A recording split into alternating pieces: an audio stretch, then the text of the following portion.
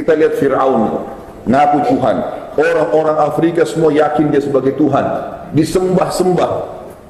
Kemudian datang Musa alaihissalam mendakwai Fir'aun 10 tahun.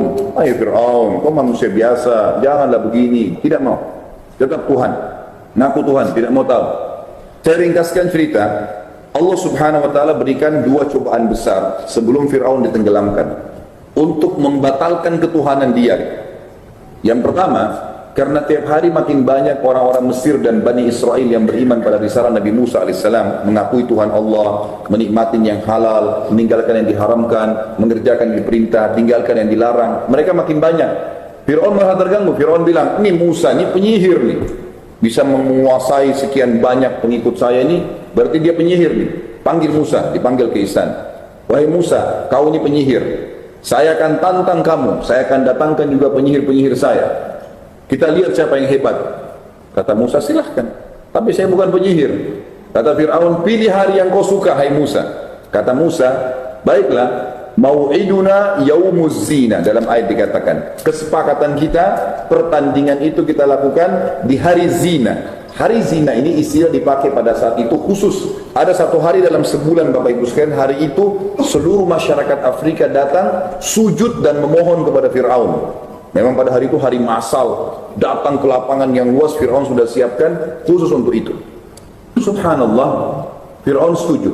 Lalu Fir'aun mendatangkan Bapak Ibu sekalian, bukan 1-2 orang penyihir, 10.000 penyihir. Diiklankan, semua yang mengaku penyihir hebat di Afrika datang. Fir'aun panggil dan akan diberikan upah apapun yang mereka mau. Datanglah penyihir-penyihir ini. Di hari kesepakatan, Musa alaihissalam berdiri dengan saudaranya Harun alaihissalam. Berdiri, bawa tongkatnya. Lalu penyihir ini datang, katakan sama Fir'aun, wahai Tuhan Fir'aun, Tuhan, mana lawan kami? Ini aneh, Tuhan minta tolong sama pengikutnya. Mana lawan kami? Kata Fir'aun, tuh yang 2 orang sana tuh. Ini 10.000 orang ini. Mereka bilang, itu 2 orang lawan kami, ngapain rame-rame begini? Kata Fir'aun, kalahin dulu deh, bunuh kalau perlu. Tuhan gak bisa bunuh, gimana caranya? Minta tolong sama orang lain. Kalau Allah mematikan kita, 1 urat sarafnya Allah tahan, selesai, mati. Gampang kalau Allah mau susahin makhluknya. Jalan pakai sepatu baru, jalannya bagus, keseleo, 2 minggu sakit. Gampang kalau Allah mau, tiba-tiba mati. Ini enggak, minta tolong. Kata penyihir, baiklah kalau begitu. Kami dapat apa? Kata Fir'aun, semua yang kalian mau saya kasih. Yang penting kalahin dulu orang ini, hilangin. Tetap saya diakui sebagai Tuhan. Baiklah. Penyihir-penyihir ini sepakat, Bapak Ibu sekalian, untuk mengeluarkan tingkat tertinggi dari ilmu sihir. Ini perlu diketahui ya. Ilmu pamungkas sihir, perhatikan, ini yang paling tinggi. Mengubah sesuatu benda berubah dari bentuk aslinya dan seakan-akan bergerak. Hanya itu. Jadi itu ilmu tertinggi. Apa yang mereka lakukan? 10.000 penyihir Fir'aun ini mengambil tali, Bapak Ibu sekalian, ilmu tertinggi sihir, kata Allah, yukhayyalu min sihrihim annaha tas'a. Dengan sihir mereka, mereka mengubah pandangan mata orang pada saat itu seakan-akan tali tadi yang dilempar berubah jadi ular dan bergerak-gerak. Perhatikan, kalau ada orang penyihir demo seperti di depan antum, kata kuncinya begini, baca bismillah, pegang, kembali kepada bentuk asalnya. Mustahil bisa menyerang. Gak ada ceritanya tuh ularnya bisa nyerang, gak ada. Apa yang membuat penyihir Fir'aun 10.000 langsung beriman sama Allah waktu itu? Sempat Nabi Musa AS kaget lihat, ini 10.000 tali luar biasa ini. Kata Allah SWT, fa'ujasa fi nafsi khifatan Musa. Musa sempat takut sejenak. Kulna, kami katakan kepada Musa, la takhaf, jangan kau takut. Innaka antal a'la, kau pasti yang menang. Wa alqi ma fi yaminik, lempar tongkat yang ada di tangan kananmu hai Musa. Talqafu ma sana'u, akan menghancurkan semua yang mereka lakukan. Innama sana'u kaidu sahir, yang mereka buat adalah perbuatan penyihir-penyihir. Wa la yuflihu sahiru haitsu ata, tidak ada penyihir yang bisa mengalahkan ayat-ayat Allah. Nabi Musa AS lempar tongkatnya, berubah jadi ular besar. Apa yang terjadi setelah itu? Ini yang kata kunci rahasianya. Banyak orang tidak tahu kenapa tiba-tiba penyihir Fir'aun semuanya sujud, beriman sama Allah. Apa sebabnya? Nabi Musa AS tidak cambuk-cambuk mereka. Tongkat berubah jadi ular. Ternyata ularnya Nabi Musa AS jalan, lalu memakan ular-ular mereka. Semuanya 10.000 itu, habis semuanya. Semua penyihir tahu, ini bukan sihir ini. Karena kalau sihir nggak bisa nyerang. Ini enggak, jalan, makan, habis semua. Kata Allah SWT, فَأُلْكِيَ السَّحَرَةُ سُجَّدًا. Semua penyihir itu tiba-tiba sujud, 10.000 orang, sujud semua. Qalu amanna bi Rabbi Musa wa Harun. Kami beriman kepada Tuhannya Musa dan Harun. Ini pasti Tuhan, ini enggak mungkin buatan manusia. Apakah Fir'aun beriman? Subhanallah, tidak. Fir'aun bilang, inna hadha kabirukum. Sesungguhnya ini Musa ini penyihir kalian, guru kalian, yang ngajarin kalian. Kok bisa kalian beriman pada dia? Saya akan potong kaki dan tangan kalian. Tapi semua penyihir sudah tahu ini bukan main-main Musa ini dari Allah ini. Maka selesai. Ternyata makin banyak pengikut Musa alaihissalam. Di sini Fir'aun malah terganggu. Bagaimana nih? Diapain lagi Musa nih? Tetap tidak mau beriman. Allah kasih peringatan sebelum tenggelamkan. Kejadian yang lain. Perhatikan ya, Fir'aun raja yang sempurna fisik, kaya raya, semuanya tadi kelebihan sudah ada. Allah subhanahu wa ta'ala subhanallah timpahkan musim peceklik satu Afrika, satu wilayah kekuasaan. Enggak turun hujan, kemarau panjang. Sungai Nil, sumber hidup pertama masyarakat Mesir, habis airnya, kering. Sampai dasarnya kering, enggak ada air. Semuanya kekuatan Fir'aun dikerahkan, harta dikeluarkan, pergi ke wilayah-wilayah di Afrika yang masih ada sumur, masih ada air, bawa. Allah biarin. Sebulan habis air semua. Hewan-hewan banyak mati, orang mati, tumbuh-tumbuhan kering. Fir'aun pun sampai pada tingkatnya ngaku Tuhan nih, nggak ada lagi air untuk minum. Kata penasehatnya, wahai Fir'aun, kalau hari ini tidak ada air, Anda akan mati, saya akan mati, semua nggak ada air, habis. Jangankan untuk mandi, untuk minum nggak ada. Lalu kata dia, tolong berikan saya masukan. Kata penasihatnya satu orang yang berakal, dia bilang apa? Wahai Fir'aun, semua upaya sudah Anda lakukan dan kami sudah lakukan. Harta dikeluarin banyak, tenaga dikerahkan. Bahkan Fir'aun utus pasukan-pasukannya ke wilayah-wilayah, kemudian ambil air. Begitu dekat dengan Mesir, mereka kehausan, diminum sendiri airnya. Sebelum sampai ke Fir'aun nih, kata penasihatnya begini, semua sudah kita lakukan. Tinggal ada satu cara belum. Kata Fir'aun dengan semangat, apa itu? Engkau belum minta kepada Tuhannya Musa. Itu yang belum, yang lain semua sudah. Fir'aun dengan semangat panggil Musa, wahai Musa, depan orang-orang semua, kau kan ngaku punya Tuhan.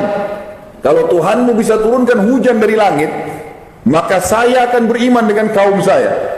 Musa senyum. Dan Musa AS ini dengan hikmah Allah, kata para ulama sejarah, waktu itu berada di sebuah lokasi yang Allah buat subhanallah sumurnya banyak air, tempatnya Musa. Tapi Fir'aun nggak tahu. Maka Musa mengatakan, wahai Fir'aun, benarkah yang kau ucapkan ini? Kalau saya minta kepada Allah Tuhanku dan Tuhanmu, Tuhan langit dan bumi, menurunkan hujan dari langit seperti yang kau minta, hilang ini masalah Mesir pecek lagi ini, kau akan beriman? Kata Fir'aun, tentu saja. Subhanallah, di depan Fir'aun Musa angkat tangan mengatakan, ya Allah, Zat yang menciptakan langit dan bumi, Zat yang telah menahan air hujan bagi masyarakat Mesir, turunkanlah hujan buat kami.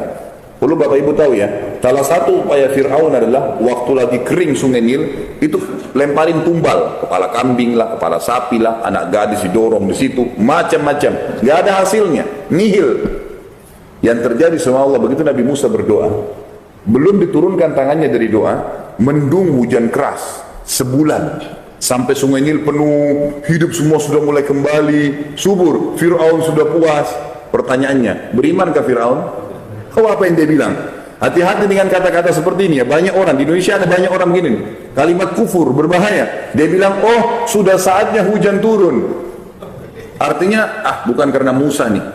Jadi ingatin, nggak boleh, azab kubur ada neraka ada ini, jangan tak sholat. Sekarang sudah nggak apa-apa lah, biarin aja. Seperti Fir'aun.